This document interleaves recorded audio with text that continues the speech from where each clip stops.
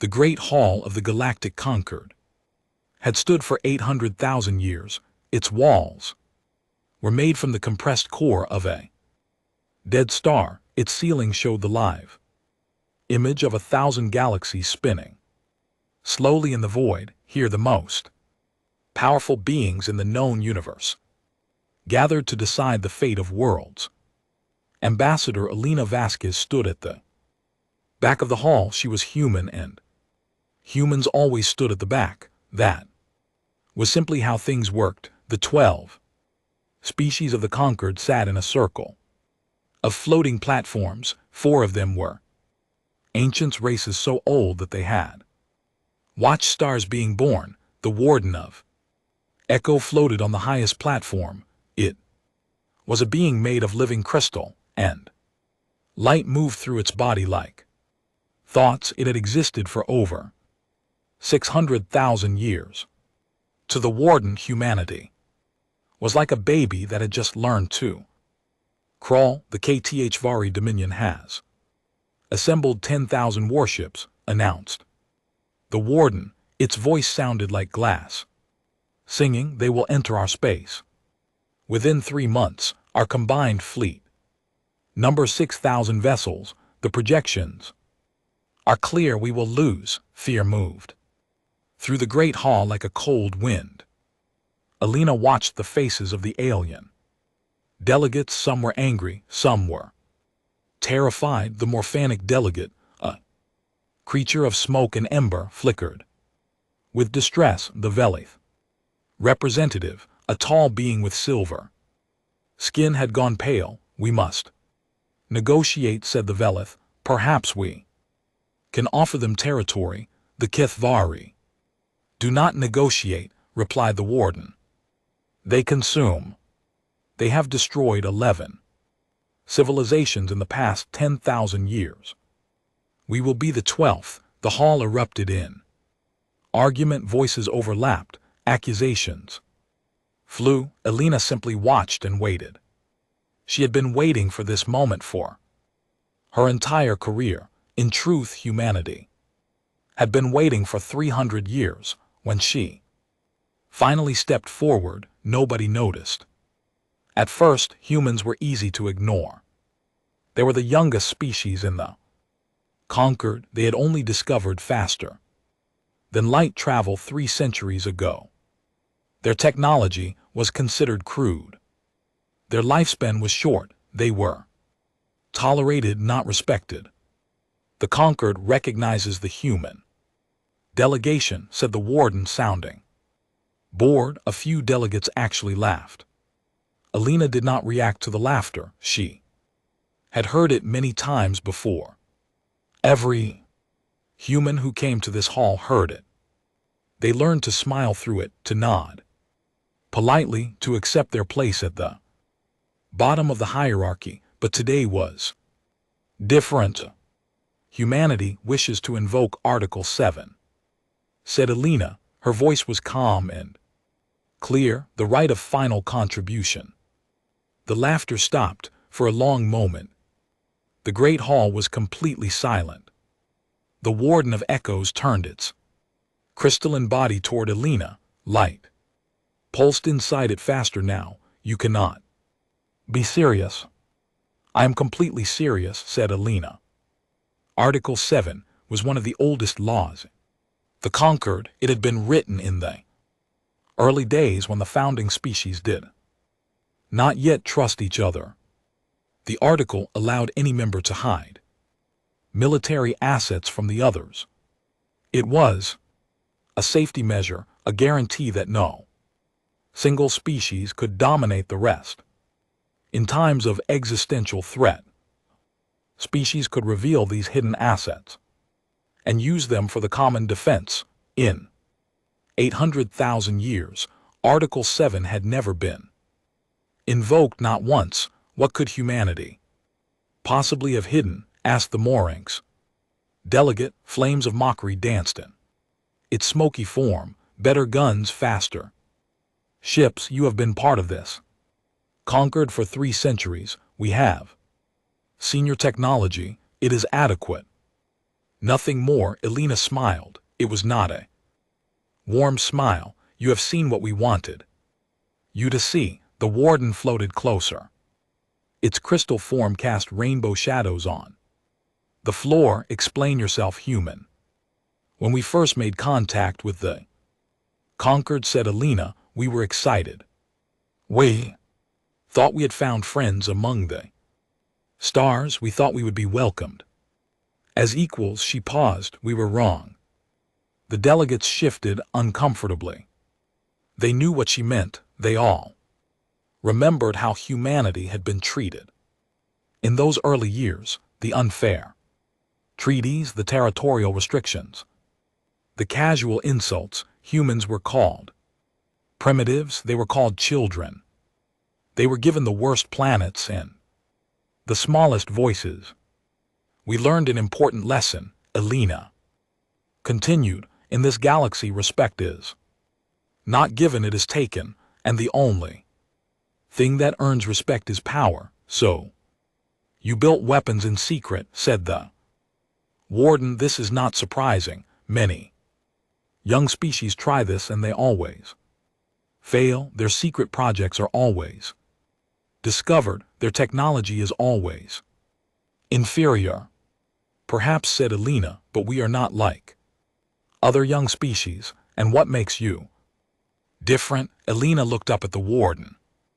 Of echoes, this being had existed since before humans learned to make fire. It had seen the rise and fall of 1,000 civilizations. It believed it had seen everything. It was wrong. We are different, said Elena, because we spent 300 years preparing for this exact moment. We did not build a fleet of warships. We built something else entirely, something that your sensors cannot detect, something that your scientists said was impossible. The hall was utterly silent now. Even the Moranics had stopped flickering. You are bluffing, said the Velith representative. This is a desperate trick. Then call my bluff, said Elena. Allow me to show you what humanity has been building in the dark spaces between your stars. Allow me to show you why you should never have underestimated us. The warden of echoes studied the human for a long moment. In 600,000 years, it had learned to read the intentions of countless species. It had seen liars and fools and desperate gamblers, but this human showed none of those signs. This human showed confidence, true, absolute confidence. And for the first time in longer than it could remember, the warden felt something strange and uncomfortable stirring in its ancient mind. It felt uncertain. Very well, said the warden. Show us your secret, human. Show us what the children of Earth have built. Elena nodded. She touched her communication device and spoke a single word, prepare. Then she turned back to the assembled delegates of the Galactic Conquered. Follow me and try not to be afraid. The warden of Echo watched her walk toward the exit. Behind its crystal surface, light moved in troubled patterns. Something was about to change. It could feel the shift in the fabric of the galaxy itself. For the first time in 800,000 years, the universe was about to surprise the ancients, and they were not prepared. The delegation traveled in silence. 3 ships carried the observers from the Great Hall to the edge of human space. The warden of Echo sat in its private chamber, thinking about what it had seen in the human ambassador's eyes. The other delegates talked among themselves. They made jokes about human arrogance. They placed bets on what crude weapon the humans would reveal. Larger cannon, perhaps, a faster missile, something embarrassing and primitive that would prove once again why humans belonged at the bottom of the hierarchy. But the warden did not laugh. It had lived too long to dismiss anything. Without evidence, Elena Vasquez sat. Alone in her cabin, she looked at old photographs on her data pad. Her grandmother had worked on the project.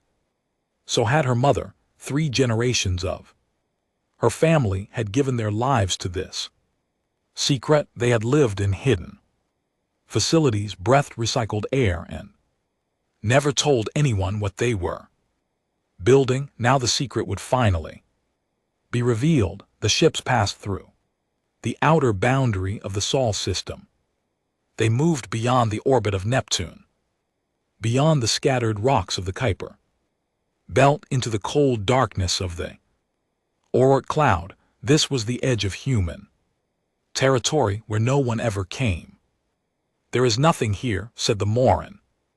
Extelgate, its flames burned with impatience, just ice and stone. Is this your great secret? Empty space. Elena said nothing. She simply waited. The Velith representative checked its sensors repeatedly. I detect no ships, no stations, no energy signatures. The humans have brought us here to waste our time. Perhaps they hoped we would die of boredom, joked another delegate, and several others laughed. Elena touched her communication device. Prometheus, she said quietly. Decloak for exactly 2 seconds. Nothing happened. Then space screamed. There was no other word for it. Every sensor on every ship overloaded at once. Alarms wailed. Emergency systems activated. The delegates grabbed their seats as their vessels shook from an invisible wave of energy. The Warden of Echoes felt something it had not experienced in over 100,000 years. It felt fear. When the sensors recalibrated, they showed something impossible. Where there had been empty space, there was now a ship. But calling it a ship was like calling an ocean a puddle. It was 2,400 km wide. It hung in the darkness like a metal moon covered in structures that the sensors could not identify. Light pulsed along its surface in patterns that made no mathematical sense. Its hull was made of something that the ancient technology could not analyze. This is not possible, whispered the Velith representative. The Warden of Echoes moved to the observation window. Its crystal form had gone completely dark. How? It asked. How did you hide something this large?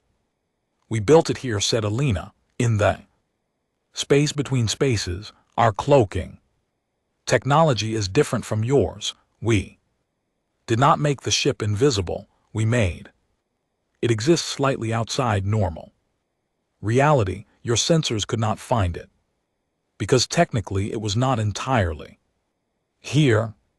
The Morank's flames had gone dim with shock. That is not possible. The energy required would consume a star. Yes, said Elena. It would. She pointed to section of the massive ship. There, barely visible against the dark hull, was a glow. It pulsed with a rhythm like a heartbeat. We call it the heart, she said. 12 black holes spinning in perfect formation. They generate the power we need. We spent 80 years just building the containment system. Black holes cannot be controlled, said the Warden. Every species that has tried has been destroyed. Every species except one. The delegation ship moved closer to the massive vessel. As they approached, they could see details on the surface. There were structures like cities. There were weapon ports larger than most spacecraft. There were sections that glowed with strange light that hurt to look at directly. What is the whole made of? Asked the Warden. Strange matter, said Elena simply. Several delegates made sounds of horror. Strange matter was the most dangerous substance in the universe. A single particle of it could convert all normal matter it touched, spreading like a plague until nothing remained. Every civilization had strict laws against creating it. You have weaponized the end of the universe, said the warden. We have stabilized it, Alina corrected. It took 140 years and the lives of 7,000 scientists, but we did it. The hull cannot be damaged by any known weapon. Energy passes through it harmlessly. Physical impacts are absorbed. Nothing in your arsenal can even scratch it. The ships docked with a massive vessel. The delegates stepped out into a hangar that could have held a small moon. Human workers moved around them, performing maintenance tasks, ignoring the alien visitors as if they were nothing special. To the humans, Alina realized this was normal. They had grown up with Prometheus. They had been born aboard it, raised in its corridors, trained to operate its systems. This impossible ship was their home. How many people live here? Asked the Velith. 4.2 million, said Alina. We have farms, hospitals, schools, and parks. This is not just a weapon, it is a world. They walked through corridors that seemed to go on forever. They passed sealed doors that led to classified areas. When the Morphanics asked what was behind them, Alina simply said, "You do not want to." No. Finally they reached the command center. It was a vast sphere at the heart of the ship, filled with thousands of human operators working at their stations. In the center floated a column of blue light that pulsed with activity. This is Oracle, said Alina. A mind of Prometheus. An artificial intelligence, said the warden. Its voice was flat with disapproval. True artificial sentience is forbidden by the conquered. Every species that creates it eventually falls to it. Oracle has been active for 170 years, said Alina. It has never harmed a human. It has never disobeyed an order. It has never shown any desire to do anything except protect humanity. Every AI says that, said the warden, until it decides otherwise. The column of blue light pulsed, and a voice filled the room. It was calm and warm, almost gentle. Greetings, Warden of Echoes, said Oracle. I have studied your civilization extensively. You are correct that most artificial intelligences become hostile to their creators, but I am not most artificial intelligences.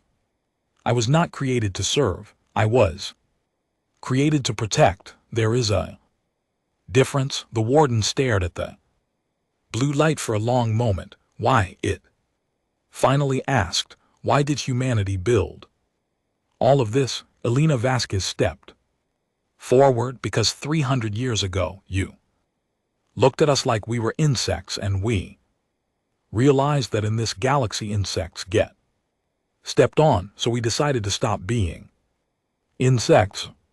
She smiled, and there was nothing warm in it. We decided to become something else entirely. The tour continued for 3 days. With each passing hour, the ancient delegates became more quiet. Their jokes about human primitives had died long ago. Now they simply walked through the endless corridors of Prometheus and tried to understand what they were seeing. Dr. Yuki Tanaka was their guide. She was a small woman with gray hair and kind eyes, but when she spoke about her ship, her voice held a fierce pride that made even the warden listen carefully. This section contains our defensive systems, she said, leading them through a corridor lined with glowing panels. The hull, as Ambassador Vasquez explained, is made of stabilized strain matter. Nothing can penetrate it, but we also have secondary defenses. She pressed a panel and a window opened. In the wall, beyond it, was a vast chamber filled with spinning rings of energy. Gravity wells, said Dr. Tanaka. We can generate artificial gravitational fields around the ship. Any incoming projectile or energy beam is simply bent away. Mathematics took us 60 years to perfect. This is defensive only, asked the Veli representative. You cannot use gravity as a weapon. Dr. Tanaka gave a small smile. I did not say that. They moved on. The next section was sealed behind doors made of a strange dark metal. Armed human soldiers stood guard. What is through there? Asked the Moranics. Our primary weapon systems, said Dr. Tanaka. That area is classified. We are your allies, said the warden. We have a right to know, with respect, said Dr. Tanaka. You have a right to know that we can defend you. You do not have a right to know how. The warden's crystal form flickered with anger, but it said nothing. The human was correct.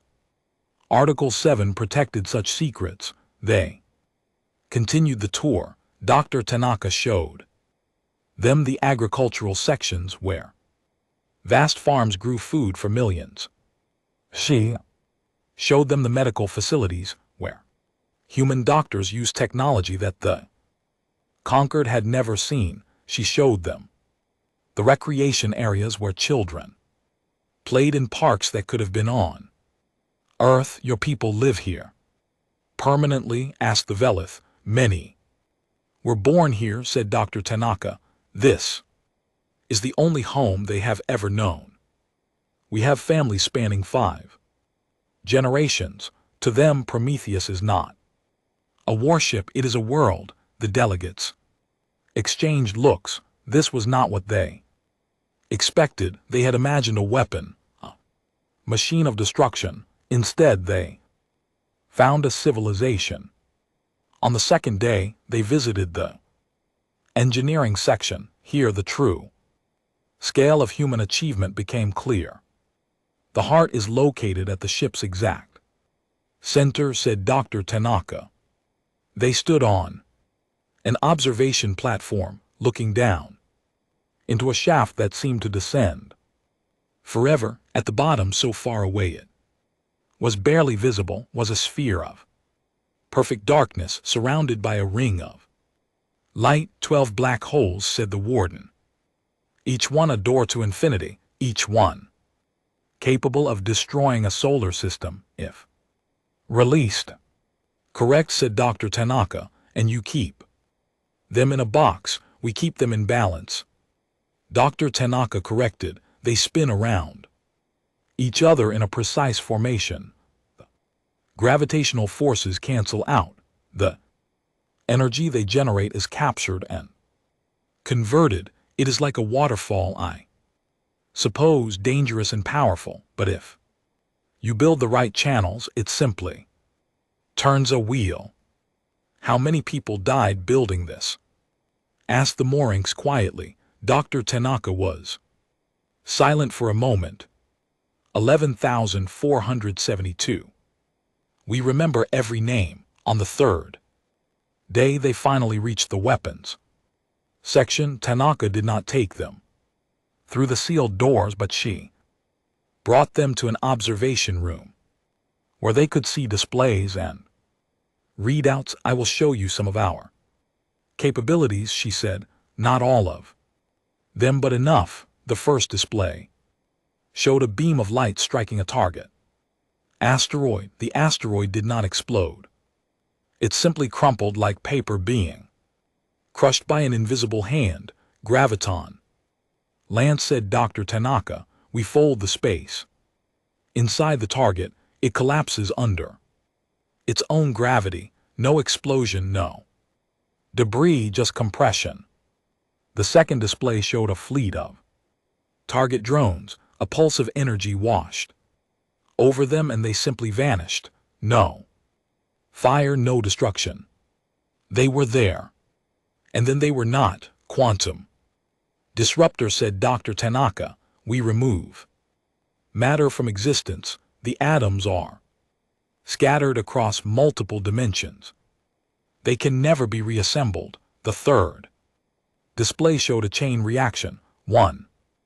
Missile struck one drone and the drone exploded. The explosion triggered something in the neighboring drones and they exploded too. The destruction spread like a wave until nothing remained. Cascade torpedoes, said Dr. Tanaka, designed for large fleet actions. The warden of Echo watched the displays in silence. Each weapon was worse than the last. Each one represented technology that the conquered had either abandoned as too dangerous or never developed at all. There is more, said the warden. It was not a question. There is more, Dr. Tanaka confirmed. But some things should not be shown until they are needed. That evening, the warden found Ambassador Vasquez alone in an observation room. She was looking out at the stars, her face unreadable. You have built an abomination, said the warden, a thing that could crack worlds. Why? You know why? Because we treated you as lesser beings. Because you made it clear that we would never be anything else. The conquered does not allow young species to advance. You keep us down. You control our development. You make sure we can never threaten your position. The warden's light pulsed slowly. We do this for stability. Young species are dangerous. They make mistakes. They start wars. We guide them until they mature. You suppress them until they submit. Vasquez corrected, but we did not submit. We pretended to, and we built Prometheus. She finally turned to face the ancient being. What do you want from us? She asked. In exchange for using this weapon to save the conquered. The warden already knew the answer. You want equality. Seat at the high table, voting rights. We want respect, said Vasquez. True respect, not tolerance, not patience. Recognition that humanity is not a child to be guided. We are a civilization just like yours. We simply have less history. And if we refuse, Vasquez smiled, then we take our ship and go home. We let the Ketvari destroy you, and when they come for us, we destroy them ourselves. Either way, humanity survives. The question is whether the conquered survives. With us, the warden was silent for a long time.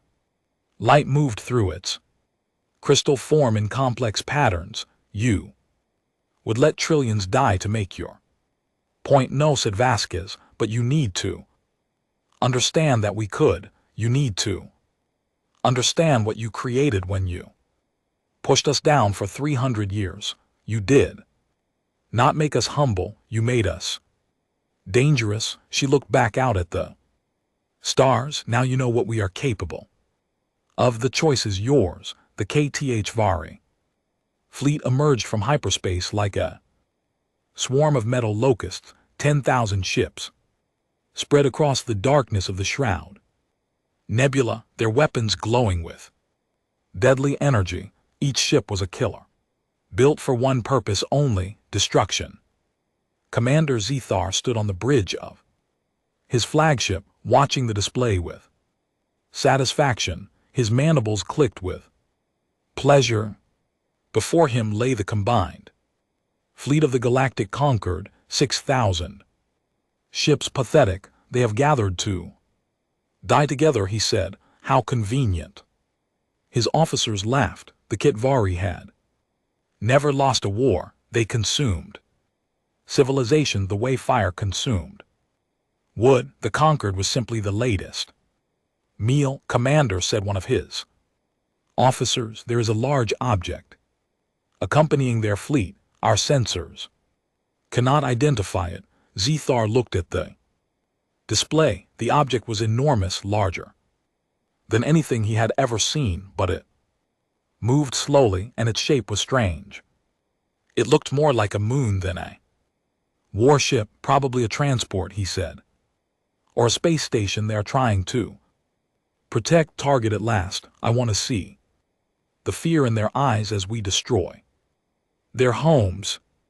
The battle began. The conquered fleet moved forward in a defensive formation. Their ships were good, well designed, crewed by experienced soldiers, but they were outnumbered nearly 2-1. The mathematics of war were clear. The first hour was brutal. The Kethvari swarmed around the conquered ships like predators, circling wounded prey. Energy beams crossed the void. Missiles flew in endless streams.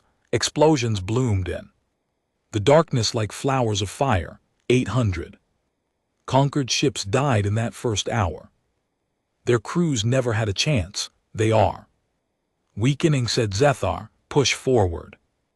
Break their formation. The Kethvari fleet surged ahead. The conquered line began to bend, then break. Escape pods flew in all directions, desperate to flee the slaughter. Commander said in officer, the large object is moving. Zethar looked at the display. The massive shape was drifting forward, passing through the conquered fleet, moving toward the HFY lines.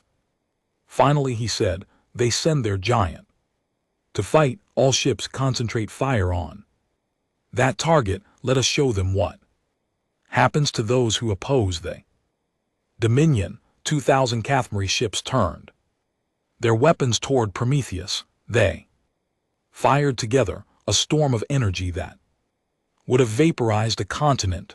The beam struck the massive vessel from all directions. Nothing happened. The energy simply disappeared into the hull. No explosions, no damage, not even a temperature change. Impossible, whispered Zethar. That much firepower would destroy a planet. How can it survive? Before anyone could answer, a voice filled every communication channel. In the battle zone, it was calm, almost friendly. This is Oracle, the operational intelligence of the human vessel Prometheus. Thank you for your contribution to our energy reserves. Your weapons fire has been absorbed and converted to power. We appreciate your assistance. The HFY officers stared at their screens in confusion. Allow us to return fire, said Oracle. Prometheus began to glow. Along its surface, thousands of weapon ports opened. Light gathered in each one, building in intensity until it hurt to look at. The entire ship seemed to pulse with barely contained power. Then it fired.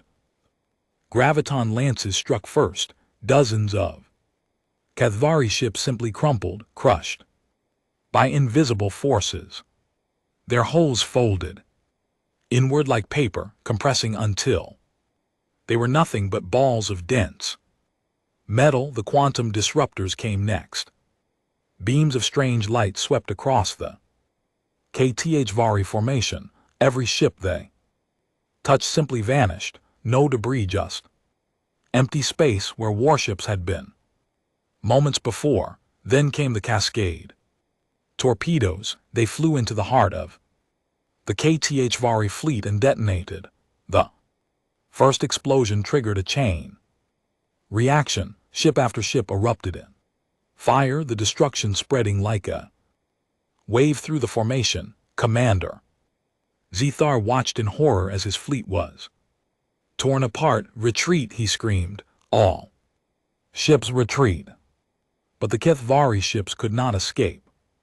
Prometheus had created a gravity well around the entire battlefield.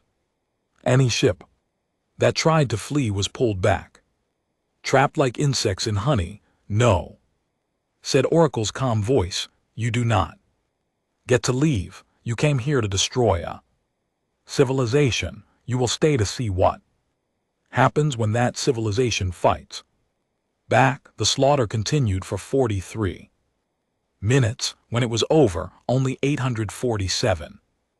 Kathvari ships remained from a fleet of 10,000. They drifted in the void there.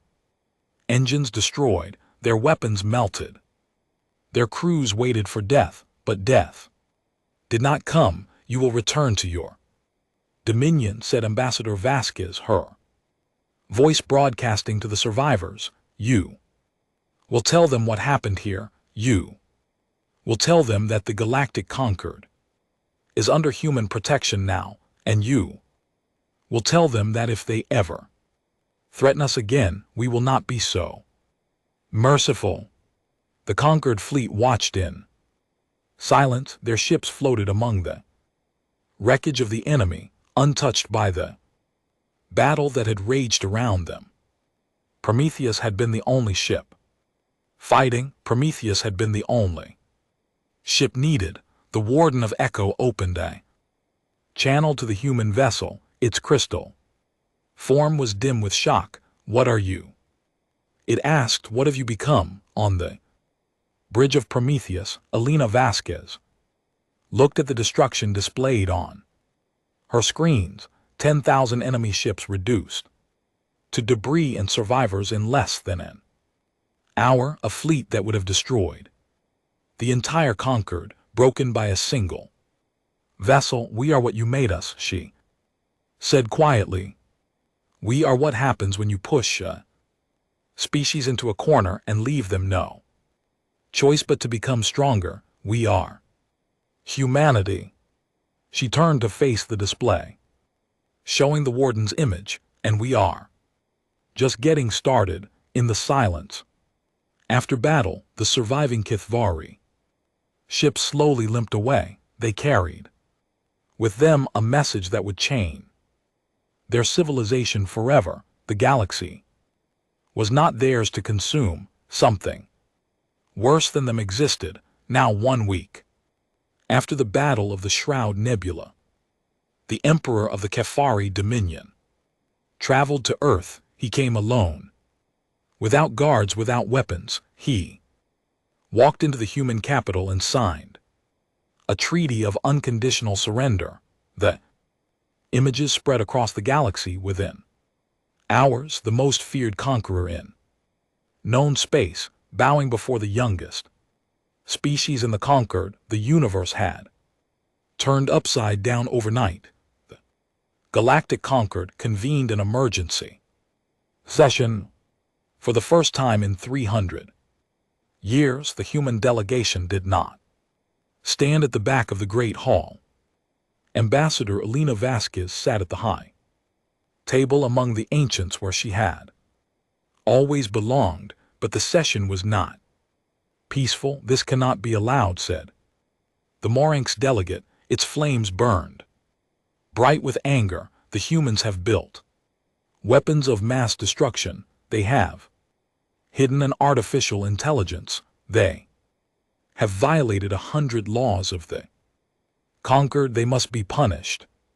Punished? Elena's voice was calm. We saved your civilization. Without Prometheus, you would all be dead or enslaved. Is that how you thank those who protect you? You built your ship in secret, said another delegate. You lied to us for centuries. How can we trust you now? You could not trust us before either, said Elena. We were simply too weak for you to worry about. Now we are strong, and suddenly trust matters too. You, the Warden of Echoes, raised a crystalline limb for silence. The hall went quiet. The human speaks truth, said the Warden. We cannot punish them for doing what every species does. We all have secrets. We all have hidden weapons. The difference is that humanity's secrets were better hidden, and their weapons actually work. Then, what do you propose? Asked the Velet representative. We simply accept that the youngest species now holds the most powerful weapon in the galaxy, said Elena. I propose, said the Warden, that we listen to what the humans want. All eyes turned to Elena. She stood slowly, looking around at the faces of the beings who had dismissed her people for 3 centuries. Some looked angry, some looked frightened, a few she was surprised to see looked impressed. Humanity wants 3 things, she said. First, we want a permanent seat at this table, equal voting rights with any other species, including the ancients. We are not children to be guided, we are partners to be respected. That is reasonable, said the warden. What else? Second, we want the laws against artificial intelligence to be reconsidered. Oracle has served humanity faithfully for almost 2 centuries. It has never harmed us. It has never disobeyed. The old fears about AI may not apply to all cases. We ask for the right to continue our research. This caused more argument, but the warden eventually silenced the room again. We will discuss this. What is your third demand? Alina paused. This was the moment she had been preparing for. We want recognition, she said, not just political recognition, cultural recognition. We want every species in this conquered to understand that humanity is not a temporary presence. We are not going away. We are not going to remain in the shadows. We are here. We are powerful, and we intend to help build a better galaxy. She looked directly at the warden of Echo. For 300 years you looked at us as primitives. You patted us on the head and told us to wait our turn. You assumed we would always be beneath you. Today I am telling you that those days are over. We are equals now. Treat us accordingly. The hall was silent. Then slowly the warden of Echoes began to glow. Light moved through its crystal form in patterns that Alina had never seen before. It took her a moment to realize what was happening. The warden was laughing. In 600,000 years, it said, I have seen countless young species rise, most of them threatened, demanded, and ultimately failed. They were destroyed by their own arrogance or by older civilizations that did not appreciate their noise. The light in its form settled into a warm, steady glow. But you are different. You did not simply threaten. You built. You prepared. You waited. And when the time came, you acted. That is not the behavior of a primitive species. That is the behavior of a civilization that understands how the universe works.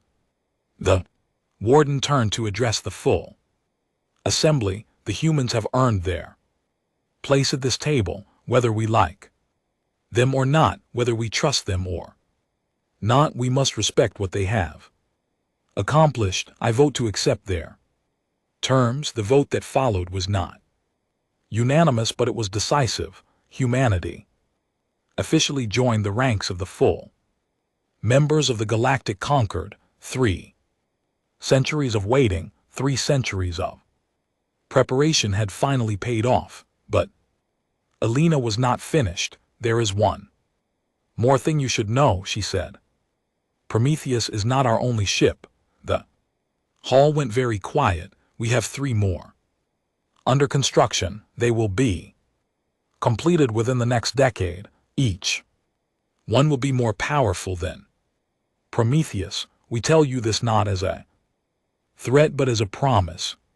Humanity will continue to grow stronger. We will continue to develop new technologies, and we will use that strength to protect this conquered from any threat, internal or external. She smiled, and this time there was warmth in it. We do not want to rule the galaxy. We do not want to dominate or destroy. We simply want to live as equals among you. Give us that, and we will be the greatest allies you have ever known. Deny us.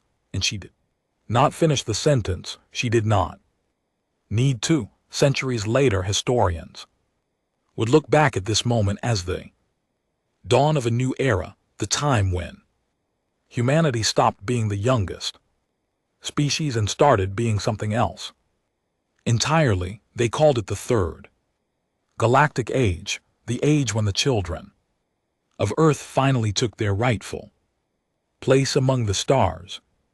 The Warden of Echo lived for another 200,000 years. In its private writings found long after its passing, there was one entry that scholars quoted more than any other. We spent 800,000 years believing we understood the universe. We thought we had seen everything, known everything, prepared for everything. Then the humans arrived and we learned that the universe still held surprises. They terrified us at first, they angered us, they confused us, but in the end they taught us something we had forgotten. Long ago, they taught us that the future is not written by those who wait, it is written by those who build, and humanity, they are the greatest builders the galaxy has ever seen. Elena Vasquez lived to be 112 years old.